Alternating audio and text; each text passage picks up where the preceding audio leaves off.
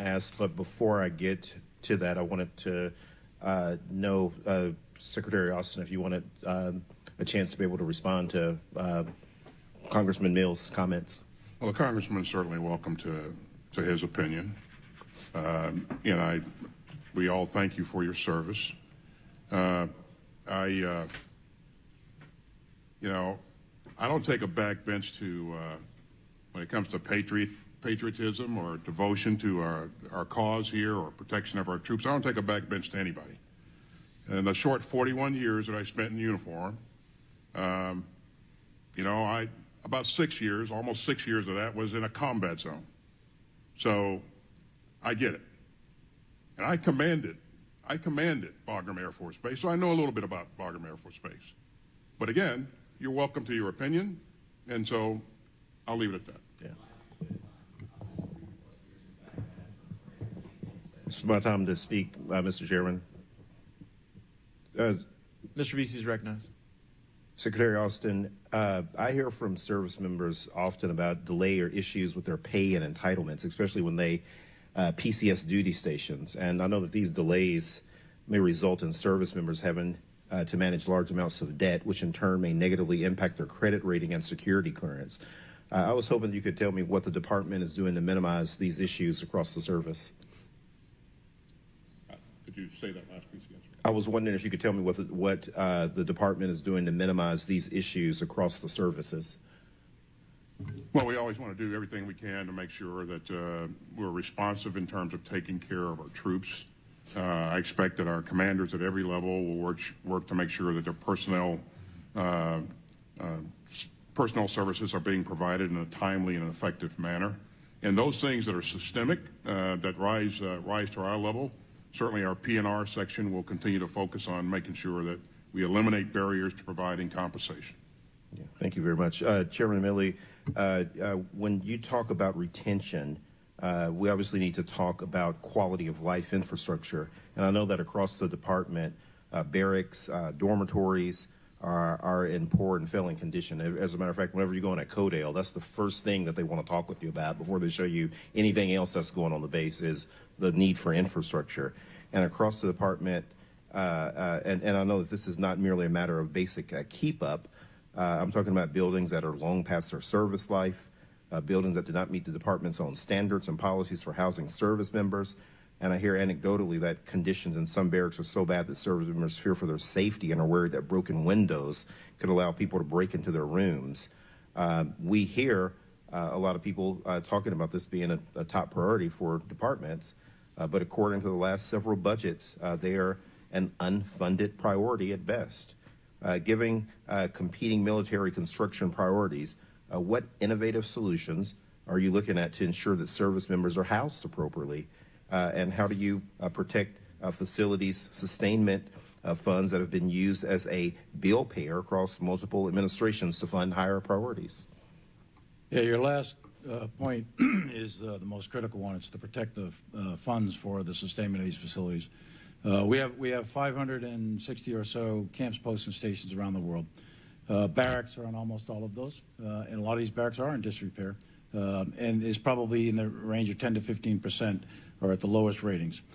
So that's the ones that they work on through MILCON. That's point one. Point two is in terms of privatized housing, or not privatized housing, but military housing. We got about 250,000 housing units that we're responsible for throughout the entire uniformed military at all those bases.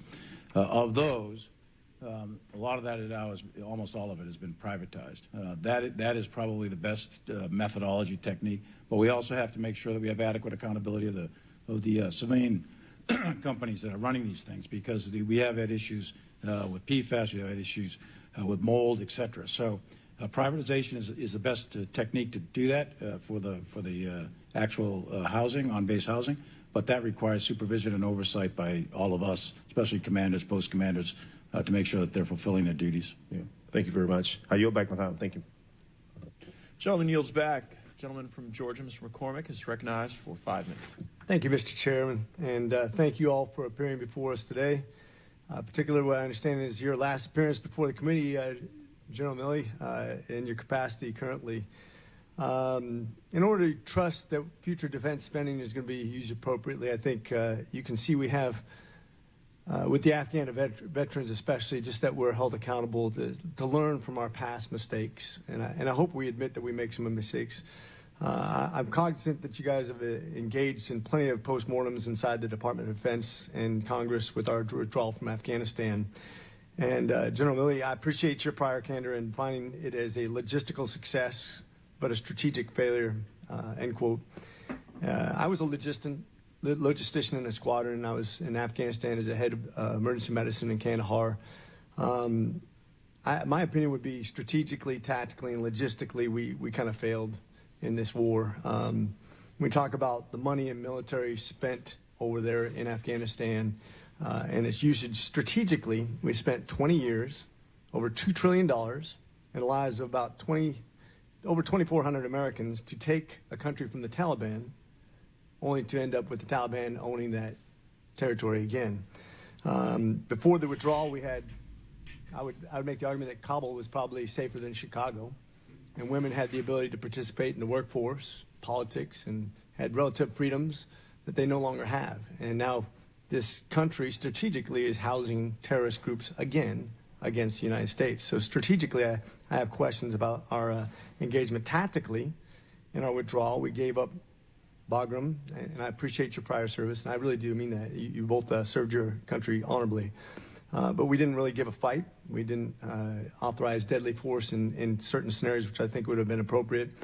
And I think the result was the single greatest loss of life in about 10 years, which I think we'd all agree was at least tragic.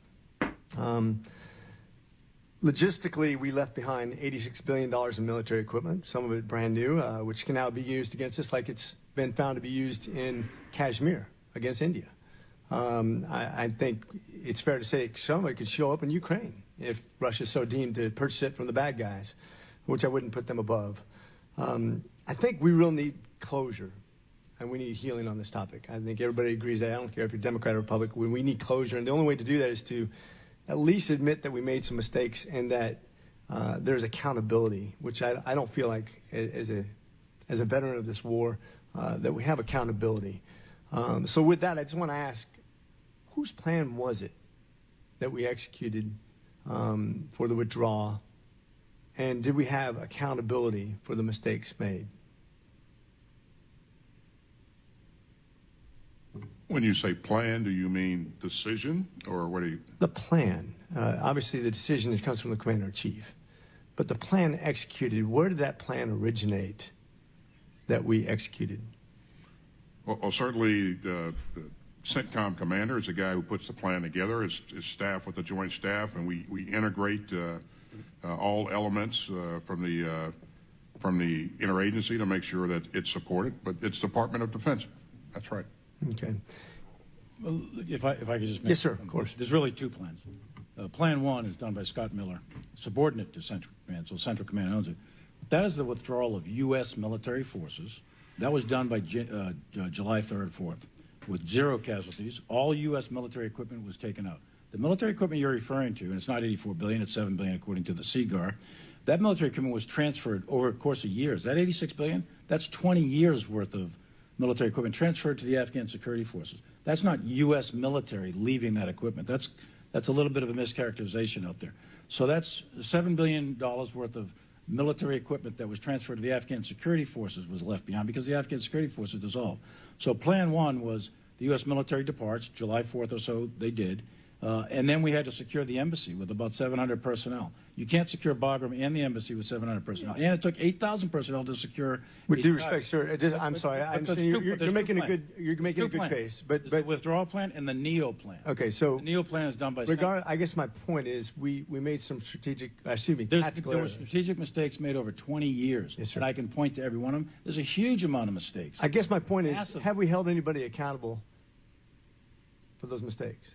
I will tell you from my perspective, there were many people over the course of 20 years that were held accountable for a variety of just a few things. seconds. I'm just going to say, at the strategic level.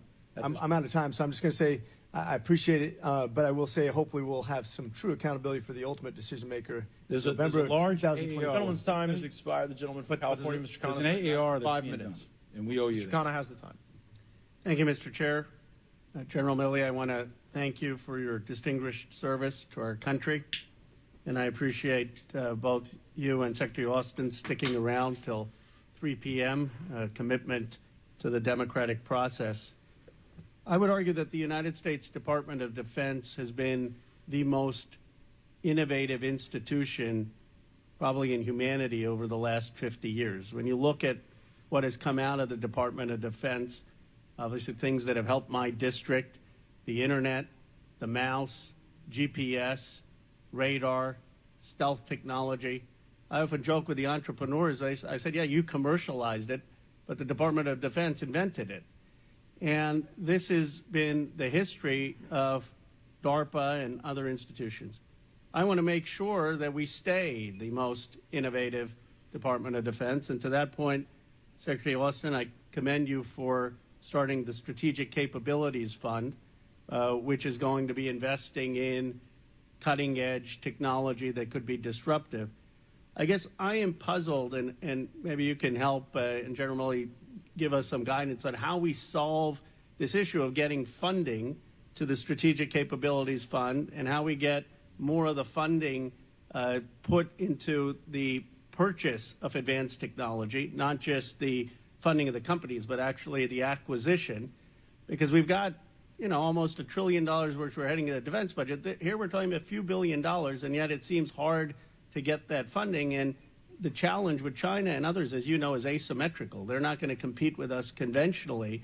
So it seems to me very prudent that we take asymmetrical bets. And I just love I have one question. My question is just how do we get more of the acquisition into emerging technologies and asymmetrical approaches, and what can Congress do to help? And I love both Secretary Austin and General Milley's comments on it.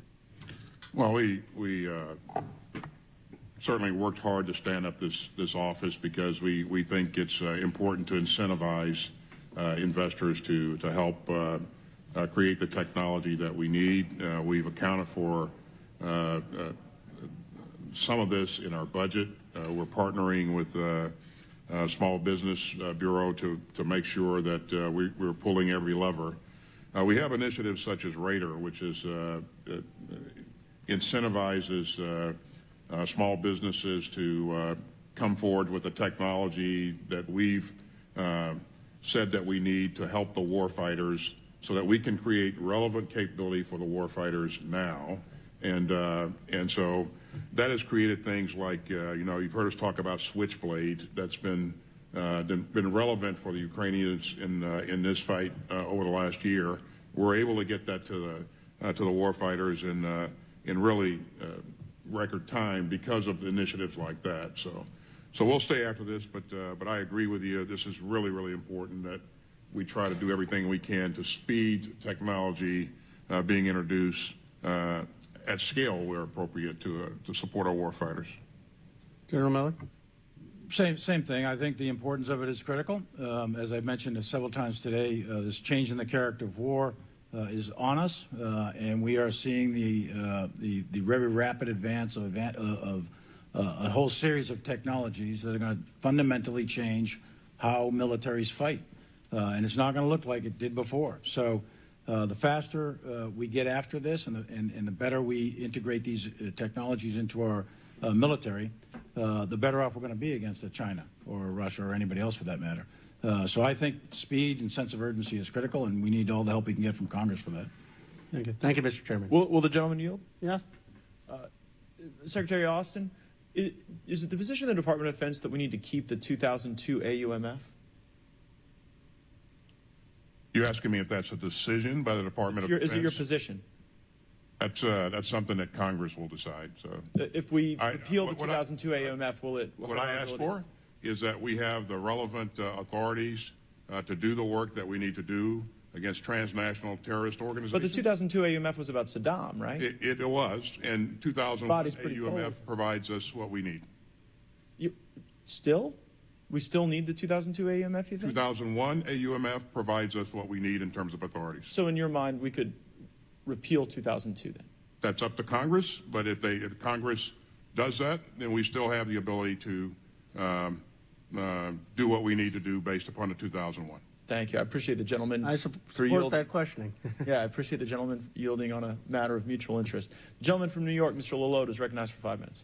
Thank you, Mr. Chairman. Secretary Austin, in your opening statement, you referenced several DoD initiatives good for the quality of life of our troops, including access to child care, more affordable products at the commissary, and better base housing. And these are commendable advances, and I know our troops appreciate them. As you know, Mr. Secretary, another way we take care of our troops overseas is by having proper and enforceable status of forces agreements with our allies. And these compacts guarantee our service members certain rights when they're overseas, including rights Americans are generally comfortable with when they're under arrest by a government. Can you tell us, Mr. Secretary, how important you think status of forces agreements are, both with respect to troop welfare and mission accomplishment? I think they're really important. Want to go into a little more depth, Mr. Secretary? Yeah, it's very difficult for us to operate in an area where we don't have the ability to protect our troops, and so it's important that we do everything we can to go after the right measures to ensure those protections. In the United States, if a citizen is arrested, they're afforded basic rights, like a right to a lawyer if they request one. Mr. Secretary, do you think that our troops overseas, if they're arrested by a friendly foreign nation, should also be afforded to the right to attorney before being questioned? Yeah, and I think those things ought to be addressed as we work out those visiting forces agreements. But yes, I always want to make sure that our troops have access to legal counsel. In a friendly foreign nation, when a U.S. service member's liberty is at risk, and when that friendly foreign nation doesn't have English as their primary language, do you think our troops should be afforded to the right to a translator, Mr. Secretary? I do, but again, if there are specific cases that you're talking about, we probably ought to talk about what those specifics are. Are you familiar with the case of Lieutenant Ridge Alconis, Mr. Secretary? I am. Would you mind telling me a little bit about it? Yeah, he was charged with the killing of a couple of Japanese citizens as a result of an automobile accident. Right. No drugs or alcohol were involved. He was That's correct. on a Liberty weekend coming back from Mount Fuji, I understand, innocently fell asleep at the wheel, which resulted in the death of 2 Japanese nationals. He admitted to guilt. He was of the understanding that if he admitted to that guilt and if he paid a restitution of about $1.5 million, half came from insurance, half came from his own personal funds, that he was led to believe that his liberty would no longer be at risk. Currently, he's serving 3 years into a sentence in a Japanese jail with subhuman standards, Mr. Secretary. Notwithstanding that, the committee does understand that our relationship with Japan is critical to our strategic interests in the region. We know that the most dangerous conflict, if it comes, will be one with China and possibly with North Korea. We understand and value that relationship. But the unjust imprisonment of Lieutenant Alconis has begun to erode that relationship. And looking how harsh our ally has treated the lieutenant, including being confined without any real basic rights that might be afforded to a U.S. prisoner, it's starting to erode that relationship and having a chilling effect on our troops. Mr. Secretary, a prisoner transfer request under the Council of Europe Treaty has been submitted to resolve this issue and to bring Lieutenant Alconis home. The President, the Vice President, and the National Security Advisor have all personally pledged not only for the prisoner transfer request, but also to the Alconis family. Is your department doing anything to execute the Commander-in-Chief's intention to bring the lieutenant home? We continue to work with the interagency to provide support wherever we can. So. Great. And my time is almost up, Mr. Secretary, so I want to leave you with 2 things. I hope that the department continues to use all the tools at its disposal to bring the lieutenant home, but going forward that we negotiate proper and enforceable status of forces agreements that give our forces overseas the basic civil rights that are afforded to most Americans. With that, I yield back. Gentleman yields back. Mr. Finstead of Minnesota is recognized for 5 minutes. Thank you, Mr. Chair, and thank you, Mr. Secretary in general, for being here. I appreciate the time you've given us today and just really want to say thank you for your service. Both of you have touched on the importance of the industrial base and ways in which the President's budget will benefit and strengthen that. While this may be true in some cases, there's still quite a bit of a concern with the recent growth in our outsourcing of many critical aspects to our supply chain, and most notably critical minerals. It's been widely reported that in the last couple of decades, China has significantly increased its footprint, most notably in the mining and mineral processing realm. And as someone from Minnesota, you can imagine that this is concerning for me. And so at the same time, we've really undervalued the critical minerals that we have here at home, again, including my home state of Minnesota. So, Mr. Secretary, what's your level of concern with China's newfound global dominance over strategic resources and critical minerals? And what concern do you have if we were to find ourselves in a position of direct conflict with China on that front? Well, critical minerals are important to us, obviously. You see us asking for the monies to invest in critical minerals. I think we're asking for $253 million to support that effort. We're doing a number of things to reshore some of the capabilities that we need for our supply chain to the United States of America. So this is important, and where we can, we will continue to stockpile critical minerals that support the important weapons and munitions that we'll need to maintain our competitive edge. I appreciate that, Mr. Secretary, and I would just very humbly ask that you use that wisdom and knowledge to communicate with your fellow members of the cabinet and the administration to really hammer home the importance of us being able to provide those critical minerals. And we know we can do that right here in the U.S., and now is not the time to sit back and let others do it. We have to take ownership of that and control of that. So, again, I appreciate your answer. I appreciate you being here today. Mr. Chair, I would yield back.